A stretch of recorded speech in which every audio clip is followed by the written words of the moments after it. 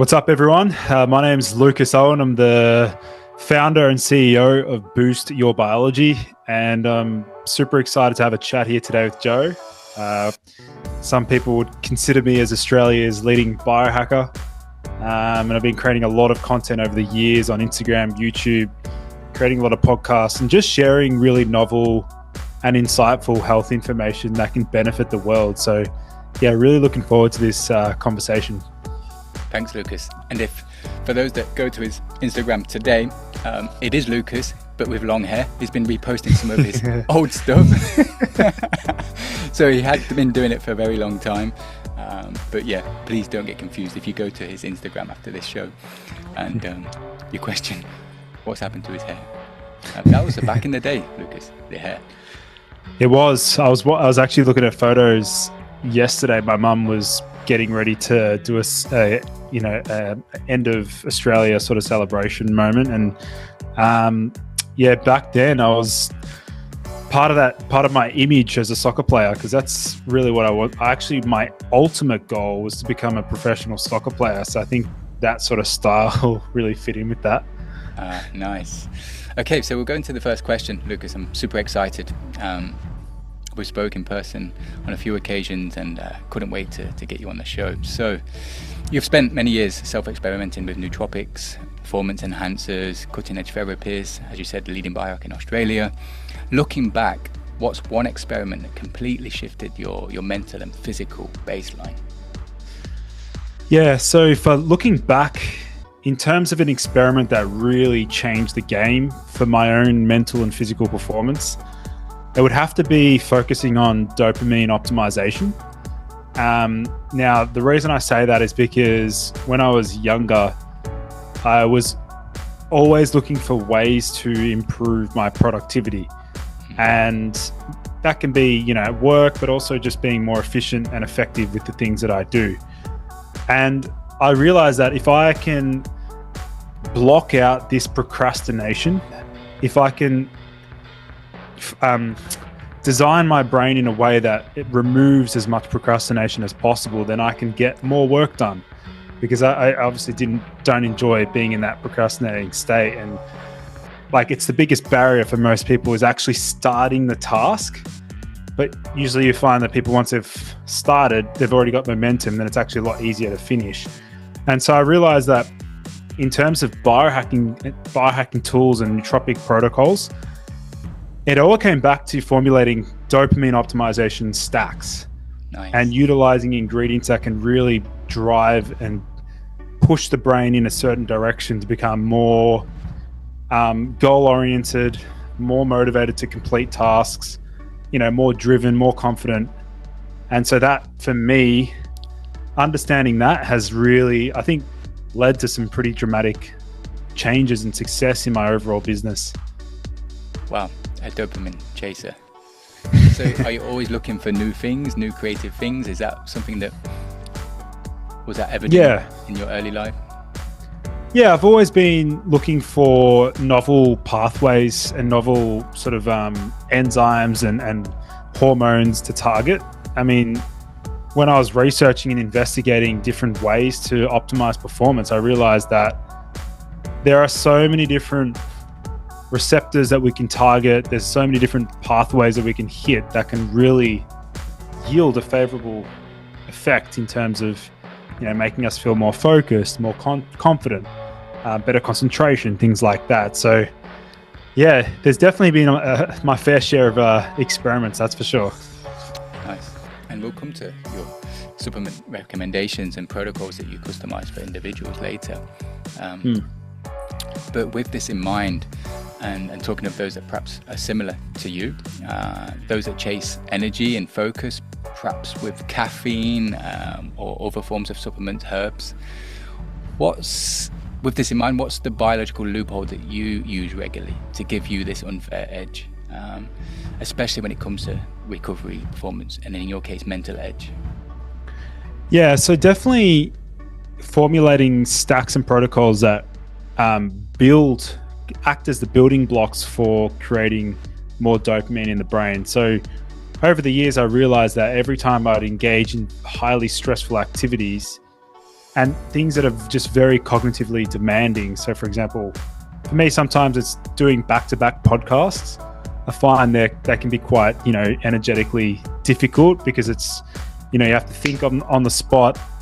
You have to be able to recall information very quickly. You need to be able to speak confidently and articulately. And so I've realized that if I can load up on the amino acids that actually form the basis of dopamine production in the brain, such as L-tyrosine and L-phenylalanine, then I'm basically giving my brain the best resources to actually synthesize what it actually needs. So that's definitely been, I would say, a little bit of a cheat code that I've used over the years, because I mean, yes, you can use caffeine and caffeine can get the job done, but I always feel like it's at what cost. There's always for me, it's like I'm borrowing energy from tomorrow, but I want something that's going to give me the resources and energy for today that doesn't take away from my energy for tomorrow, if that makes sense. Correct. And perhaps if somebody was too encaffeinated, they'd become too insensitive or not so sensitive to it anymore, and that creates that, as you quite rightly said, that challenge, that somewhat loophole of chasing other dopamine ingredient supplement stacks, and not perhaps doing it correctly and causing actually more harm than good. Which I think we will share later on. It's spot on there, Joe. People can, what happens is as well, particularly in the startup communities and entrepreneurs, particularly around Silicon Valley and these, areas where these guys need to work 14 hours a day. So they're leaning on some pretty hard hitting drugs, right? They're relying on modafinil, they're relying on amphetamines, they're relying on stimulants. And, these can be useful in an emergency situation or an acute response where you need to be on point. Maybe you're going to a conference or, you need something on immediately, but they're not, in my opinion, and from what I've consulted with hundreds of clients around the world, they're just not sustainable because they lead to addiction, dependency, withdrawal, headaches, insomnia, really volatile moods. So I think they're just not really that sustainable. Yeah, I was going to say modafinil and insomnia. A few colleagues, peers, friends in the past who were introducing me to, or attempting to introduce me to modafinil, but then they said the side effect to them is that they can't sleep. They're awake for 24 hours but can't sleep thereafter. Exactly. So is it really worth it? Because if you look at the consequences of the loss of sleep, not only is your cognition gone, not just the day after, but it's also the following days. So you've traded, yes, probably 2 days of work in the one day. I get it. But then you've created this 4-day deficit period backlog. So it's actually not worth it. True. And talking of iAchievers, CSEC, and these types of clientele people that you've helped in the past, you're moving to Dubai soon. Yeah. There'll be a few high flyers here, I'm sure, that will require your services, and I'm sure you'll meet really interesting characters and individuals that are attempting to do all types of optimization, because they say Dubai is a 24/7 city. Nobody sleeps, they're always working. With relocating to Dubai, and I know that you have certain recovery modalities and optimization tools in your toolbox, but what are the 1 or 2 recovery or optimization tools that you refuse to live without yourself, and how do they fit into your daily routine for somebody that's listening? Yeah, so with great privilege, I've been fortunate to be exposed to incredible therapies and modalities that you also know a lot about. One of them is hyperbaric oxygen therapy, and it only sort of popped onto my radar actually after coming into to the clinic in Dubai, testing it out and getting a hands-on experience for it myself, and actually witnessing and experiencing actual physiological changes in my own body following therapy. And then I did some research myself, and obviously I went down a rabbit hole and just, basically just went on PubMed and dived deep into like what is actually happening. And when I got back to Australia, I actually connected with a company here, and they actually installed a chamber in my apartment. So I was fortunate enough to have a hyperbaric oxygen chamber that goes up to 1.5 ATA as a soft shell chamber. And that in particular has led to some very dramatic improvements in my immune system. I haven't really seen any effect in terms of like my blood test, white blood cell markers, probably because I haven't used it consistently enough. But I did find that whenever I'd get like a bit of a sniffle, or I felt like I was just slightly run down, I would do the hyperbaric, session, 60 minutes, 1.5 ATA. And that was like, it's incredible. And in terms of like internally, I know that it's probably activating many genes and pathways that are associated with longevity, with reduced inflammation. I mean, probably saw the most recent YouTube video. He actually said that hyperbaric oxygen therapy was one of the most impactful interventions that he's ever used in terms of his health. So I would actually also agree, and you'd probably also agree to a degree. Yes, it would be unempathetic if I didn't. And we actually rent these hyperbaric chambers out to people. So when you're in Dubai, I'm sure we can take care. But no, yes, I remember your first experience. And then you, once you got back home, you had informed me that you had purchased one yourself. And I was super excited for you. Do you, with the hyperbaric, do you have any particular routines as to how you use it? Would it be in the morning? Would it be before a workout, particularly after a workout? Have you seen any differences I know they're quite subjective, I would say, but... Yeah, well, I actually experimented, different times of the day. So whether or not it'd be first thing in the morning, post-workout, pre-workout, before bed. And I found that there was no difference in terms of the actual effect. So I could easily use it before bed and it would not affect my sleep. Okay. As I became more accustomed to the therapy. At the start, when I first started, I got a really deeply strong...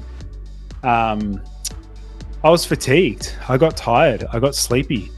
Even after the one I did in Dubai, I just felt like, I don't know, my body needed something to it just needed more rest and recovery after it. Probably helped activate the parasympathetic nervous system a little bit more. But I felt that effect over time, probably after about 12 sessions, just went away. And in terms of frequency, I found every second day for me, with my state of health, touch wood, was enough. So every other day, instead of doing it every day. Understood. Yeah. Thank you for sharing. I know this next subject is something that's very that you're very keen on, ashwagandha. I remember seeing a video or an article that you had just posted, and it was at the time when I was just started popping ashwagandha myself. So I was like, he has a very interesting point of view on this one. So then after a week or so, I stopped it and also felt the similar effects that you described in one of your, I think it was video podcast or an article of some sort. We can share it for sure. But talking of that compound, it's pretty hyped for various reasons. Perhaps mainly around testosterone boost, maybe. But with that, and is there anything else that's trending right now that's perhaps being misused, misunderstood? And what should people know about that and ashwagandha, if you don't mind sharing? Yeah, so the whole ashwagandha saga kind of pretty much brought to the forefront of the health industry as a whole. This was back, I think, about 3.5 years ago. I identified that ashwagandha was having a negative effect on clients and also myself, and then also seeing what people were saying about, what was happening in terms of their experience of life when they were using ashwagandha. And most people were saying it really helps with anxiety. It really helps with reducing stress.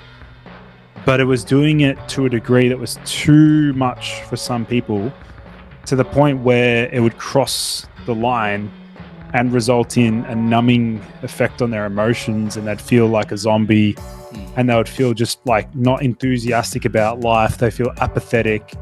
They feel indifferent. They don't want to do the things that they used to enjoy, and they lose the interest and the joy in things that they used to enjoy. And that was pretty bad, man. Like, if you look at the definition of anhedonia, it pretty much hits it spot on. And over the years, I've been investigating and researching why and how is this happening with ashwagandha. Like, what the heck is going on? Like, what is it doing in the brain that for some reason... And the really bad part about it, Joe, is that for some reason this effect sticks even after stopping use. That's the problem, is that there are people who are using it for like 2 to 3 weeks. Like, for example, just today, I got literally almost every second day, I get like an email or a message where this guy says, I've had a very bad experience with ashwagandha and I don't know what to do. He used it for around 2.5 years. And he noticed from one day to another he was feeling very different. The anhedonia became much worse, couldn't feel all emotions, things like that. So it's dramatically affecting people's, I guess, experience of life and well-being. Relationships, I would imagine. Definitely, yeah. So having an impact across the board, to the point where, unfortunately now, Joe, like, no one really has a proper cure or a solution to help those who get affected. I'm hoping with the advancements in AI that we're going to have a deeper understanding of what is the mechanism, how can we reverse it, what are the pathways we need to tinker with or alter or manipulate in order to undo the effects, basically. Wow. So you're saying that it can linger in the system or somewhat even after taking it, and we don't know how long for. But in your experience, it could be a few days, it could be a few weeks, months, maybe. Months. For some guys, it can be months, depending upon how long they've used it for. It can lead to like everlasting effects for some people. But I mean, what people are basically calling it is a similar case to SSRI. So selective serotonin reuptake inhibitor withdrawal syndrome. So in that case, what happens is there's a particular receptor that gets desensitized. And over time, it leads to a flooding of serotonin in the brain. And serotonin is not what people think it is. Serotonin is like, think of the opposite of someone who's motivated, who's confident, who wants to get things done. Serotonin doesn't help with that. It actually blocks those behaviors. Nice. Fascinating. My mind's going into all sorts of directions now with this. And you experienced this yourself actually as well, not just with your clients, right? Yeah, unfortunately, that's what led me to researching it so much, was because I'll never forget the day that I actually tried the KSM 66 ashwagandha, which is the brand. I remember a full body. It's sort of like, I even remember where I was when I took it. I was in my parents' house. I was at my parents' house. I was in the lounge room, and I took a normal dosage, 300 milligrams, and within like 30 to 45 minutes, I felt this massive, like, not a flushing sensation, but like a big calming sensation. But it was like a really deeply, like, mellowing, calming, full body, like, it just killed the buzz and the excitement for things that should be exciting. I know it sounds really weird, but there's just plenty there's literally hundreds of case studies on Reddit and online, and even the comments on YouTube. There's hundreds of videos on TikTok talking about it. So I think it's an effect that people need to be just really cautious of if they're going to use ashwagandha. Understood. Thank you. And on the topic of this, any other anything else trending right now that you like to comment on? I know that you've just formulated your own supplement yourself, correct? Yeah. I would like to mention that over the years, I mean, I'm a qualified naturopath, and I've studied herbs. I've studied them for years. Like, and I'm obsessed with learning about adaptogens. I love learning about medicinal mushrooms. I love learning about, herbal testosterone boosters. I love understanding how we can use these as like natural medicines, because they're some of them are very, very powerful, and that they are the original form of medicine before we had big pharma. Like, nothing against big pharma, but like, it was our form of medicine. So we had only herbs to work with. And there is a particular herb that I identified about six years ago as what I thought was going to be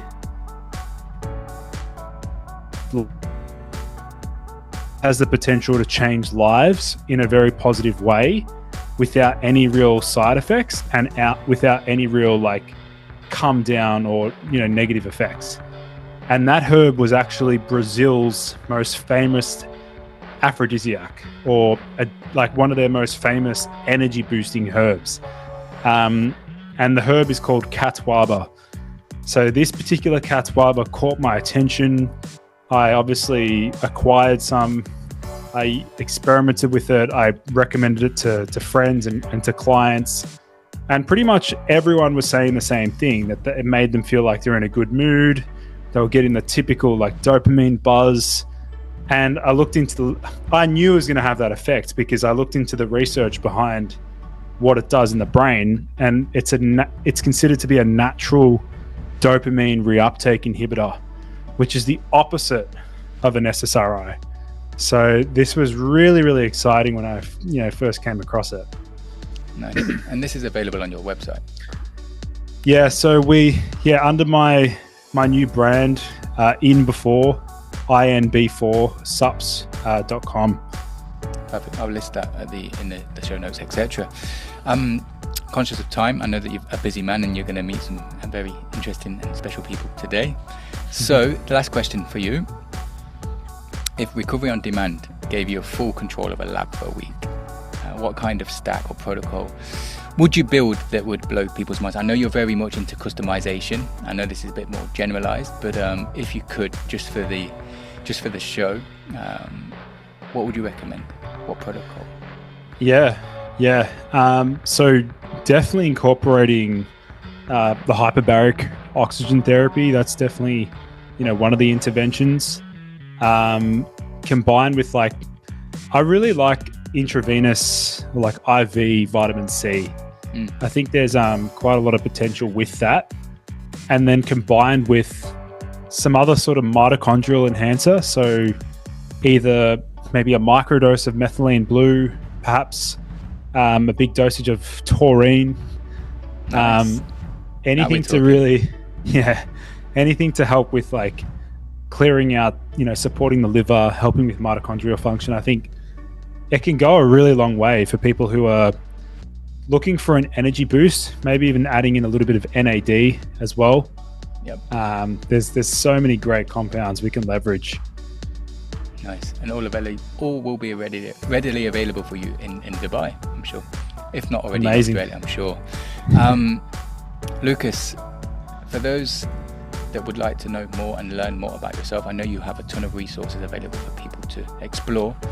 Where's the best place that we can send them? Yeah, so definitely Boost Your Biology on YouTube. Please go over there and subscribe. I've released over 1,000 YouTube videos there, so definitely go over there. And if they want to connect on Instagram, they can just search my name, Lucas Aoun. My handle is Ergogenic_Health. Perfect.